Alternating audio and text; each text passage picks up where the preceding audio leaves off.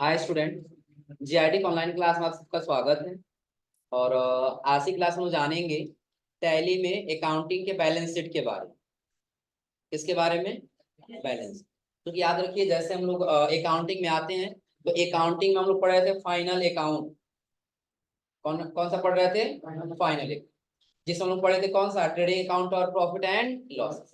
और दूसरे नंबर पे आता है हम लोग का क्या? बैलेंस। तो याद रखिए, यहाँ कह रहा है the balance sheet is a statement that summary the assets and liabilities of a business.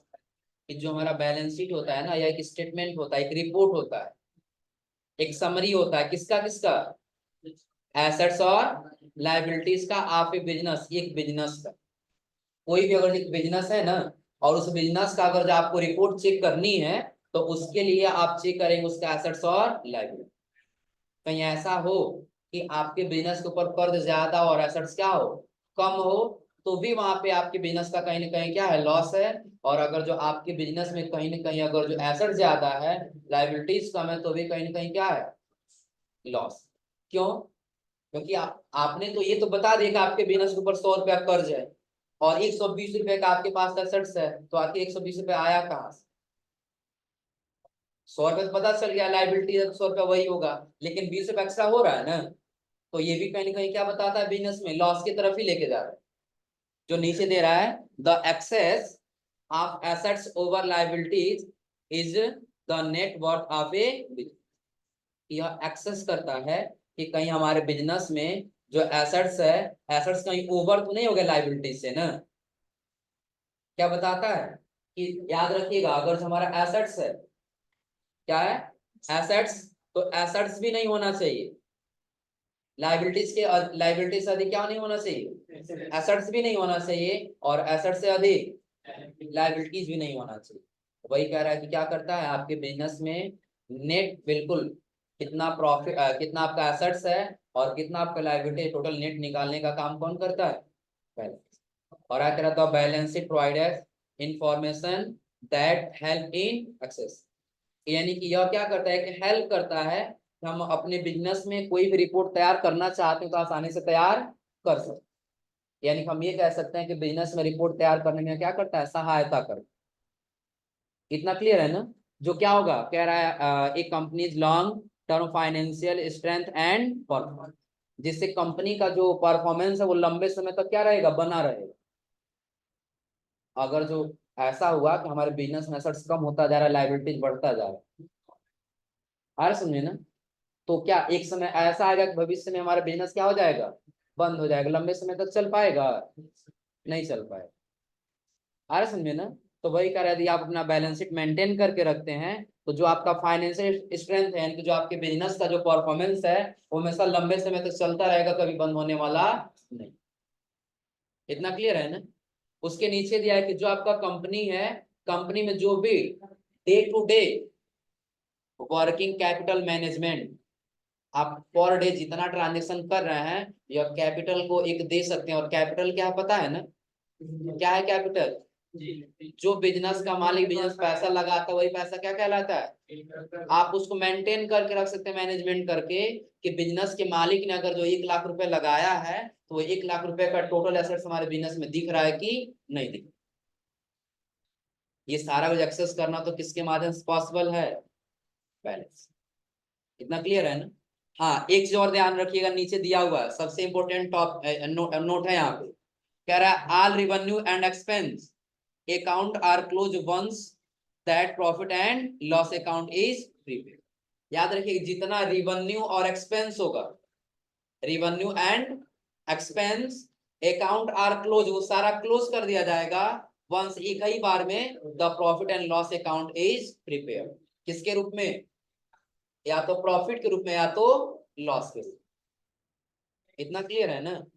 एक बार पुनः रिपीट करिए, समझ लीजिए कि जो आपका बिजनेस है, आपने इनकम कितना कमाया, आपने एक्सपेंस कितना किया, ये दोनों को मिला करके बस एक ही अकाउंट क्लास में देखना चाहिए। या तो प्रॉफिट, क्या देखना चाहिए, या तो प्रॉफिट या तो लॉस दिखना चाहिए, और कोई यहाँ पे अकाउंट नहीं दिखना। इतना क्लियर है ना? अब क्यों ऐसा होगा, तो आगे कह रहा है expense account will be not have an opening balance for the next accounting period. Expense account will be not, यानी कि जो एक्सपेंस का अकाउंट है वो नहीं बनेगा। Not have an opening balance, एक ओपनिंग बैलेंस तो बनने वाला नहीं। और ओपनिंग और क्लोजिंग का मतलब पता है ना? ओपनिंग और क्लोजिंग का मतलब देखिए, आप लोग को एक फाइनेंशियल अकाउंटिंग पीरियड बताए थे ना, 1 अप्रैल से स्टार्ट होगा। सपोज करिए मेरी 1 अप्रैल 2022, तो अब ये खत्म कब होगा? 31 मार्च 2000। इतना क्लियर है ना? तो अब कोई जरूरी थोड़ी है कि 21 साल जितना भी हमारे पास बैलेंस वो खत्म हो जाएगा और नए वाले हम नया बैलेंस लगाए, ये पॉसिबल है? नहीं पॉसिबल है ना? तो इस फाइनेंशियल ईयर में जो बच जाएगा बैलेंस, वही हमारा क्लोजिंग बैलेंस कहलाएगा। क्या कहलाएगा? Closing balance. लेकिन अब नया फाइनेंशियल ईयर क्या आएगा? 1 अप्रैल आएगा ना? 1 अप्रैल कौन सा आएगा? 2023। और ये खत्म कब होगा? 31 मार्च 2000। यही होगा ना? इतना क्लियर है ना? तो आपने अगर तो कुछ एक्सपेंस किया तो वो इस फाइनेंशियल ईयर को चलाने में एक्सपेंस किया ना, तो वही अकाउंट आपका कन्वर्ट हो गया तो प्रॉफिट में या तो लॉस में। अब वो एक्सपेंस का अमाउंट अगले साल में जा करके ओपनिंग बैलेंस बनने वाला नहीं। कि हम क्या करेंगे, 2022 और 23 में चलाने बिजनेस को चलाने में हमने 10,000 रुपए एक्सपेंस कर दिए। कितना एक्सपेंस कर दिए? 10,000। तो ये 10,000 लेके जाएंगे, कहेंगे हम 2022 23 और 24 में भी एक्सपेंस किए हैं, ये नहीं जोड़ा जाएगा ना? ये इसी फाइनेंशियल ईयर में एक तरफ इनकम कर लिया जाएगा और एक तरफ क्या कर लिया जाएगा? एक्सपेंस कर लिया जाएगा। तो इनकम अगर जो 20,000 हुआ और एक्सपेंस अगर जो 10,000 हुआ, तो वही माइनस कर लिया जाएगा। तो बस एक ही अकाउंट बनेगा, या तो प्रॉफिट या तो। इतना क्लियर है ना? अब वही प्रॉफिट या लॉस का अमाउंट अगले साल में लेके जाया जाएगा, और ये एक्सपेंस का अमाउंट अगले साल में लेके जाने की आवश्यकता नहीं। लेके जाएंगे तो आपका सारे अकाउंटिंग गलत हो। पता है क्यों? वो 10,000 इस साल में भी एक्सपेंस हुआ और वही 10,000 इस साल में भी एक्सपेंस दिखाई देने लगेगा। तो इस साल भी चलाने बिजनेस में कुछ एक्सपेंस होगा ना। तो पता चले इस बार 10,000 हुआ था और अगली बार 15,000 हुआ, तो दोनों मिल के इस साल में कितना एक्सपेंस दिखाएगा? 25,000। बट इस फाइनेंशियल में आपने किया कितना? मतलब प्रॉफिट या लॉस ही लेगा, बस एक ही कोई लेके जाना है, प्रॉफिट या तो प्रॉफिट होगा या तो लॉस। क्योंकि देखिए बिल्कुल सिंपल यहाँ लिखा हुआ है, ऑल रेवेन्यू एंड एक्सपेंस, जितना आपका रेवेन्यू होगा और एक्सपेंस होगा, account are close once the profit and loss account, जो क्लोज कर दिया जाएगा उसी फाइनेंशियल ईयर में, या तो प्रॉफिट के रूप में या तो लॉस। तो लॉस में चला जाएगा। हाँ, वही लॉस कवर करेगा 2022 और 24, 23 और 24 वाला। ओपनिंग वो माइनस में चला जाएगा, लॉस में जाएगा उसमें भी। अब ये बताएगा जब इस सपोज करिए यहाँ पे हमने एक्सपेंस कर दिया कितने रुपए? 21,000। कितना हमने एक्सपेंस कर दिया? तो यहाँ पे हमारा प्रॉफिट होगा कि लॉस होगा? कितना लॉस होगा? तो यही 1,000 रुपए लॉस लेके आ जाएंगे हम किसमें? 2023 और 24। और 2023 और 24 में क्या लिखा रहेगा कि लॉस हुआ है कितने रुपए? 1,000। तो 2023 और 24 का जो फाइनेंशियल ईयर है ना, उसको रिकवर करने का काम करे। रिकवर का मतलब समझ रहे हैं ना? कि जो 22 और 23 में लॉस हुआ तो वो 24 में लॉस नो। आ रहा समझे ना? नहीं तो पता चलेगा इसका लॉस हम इसमें ही छोड़ दिए, अगले वाले में लेके नहीं गए, इसमें 1,000 एक्सपेंस लॉस में गया था, तो पता चला इसमें 2,000 और एक्सपेंस में लॉस में चला गया। आ रहा समझे ना? क्योंकि वो रिकवर हुआ नहीं, और जब रिकवर नहीं होता एक्सपेंस, उसका लॉस बढ़ेगा कि नहीं बढ़ेगा? तो रिकवर हो इसके लिए यही 1,000 अमाउंट किसमें चला जाएगा? अगले फाइनेंशियल ईयर में चला जाएगा। इतना क्लियर है ना? एक बार और पुनः रिपीट कर समझ लीजिए। जो अभी नोट दिया हुआ है all revenue and expense are close, तो इसके कहने का मतलब यही है कि जो आपका फाइनेंशियल 22 और 23 चल रहा है, इसमें आपने जितना एक्सपेंस किए होंगे, जितना खर्च किए होंगे, या फिर जितना आप कमाए रहेंगे, उन सभी अकाउंट्स को आप क्लोज कर दीजिएगा, बस एक ही अकाउंट के रूप में।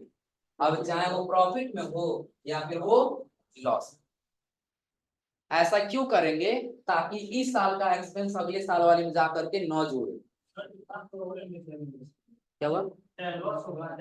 बस वही एक ही अकाउंट लेके जाना है, दोनों ही इनकम और एक्सपेंस लेके जाने की आवश्यकता नहीं, उसकी जरूरत ही नहीं। आज समझे ना, आपने कितना कमाया उससे अगले साल को कोई मतलब नहीं, आपने कितना खर्च किया उससे अगले साल को कोई मतलब नहीं। बस उससे ये मतलब है कि आप एक ही रिजल्ट बता दिए कि पिछली साल में प्रॉफिट हुआ था कि लॉस हुआ। इतना समझ आ रहा है ना। जैसे हम लोग कहीं काम करने जाते हैं, देखो बड़ा सा कोई कहानी मत सुनाओ, बस ये बताओ काम हुआ कि नहीं, ऐसा होता है ना। सेम वही काम इसका यही भी है कि जो आने वाला फाइनेंशियल वो कहेगा पिछले वाले फाइनेंशियल से बस ये बताइए आपने कितना कमाया कितना खर्च, उससे कोई मतलब नहीं, बस आप ये बता दीजिए आपका प्रॉफिट हुआ कि लॉस।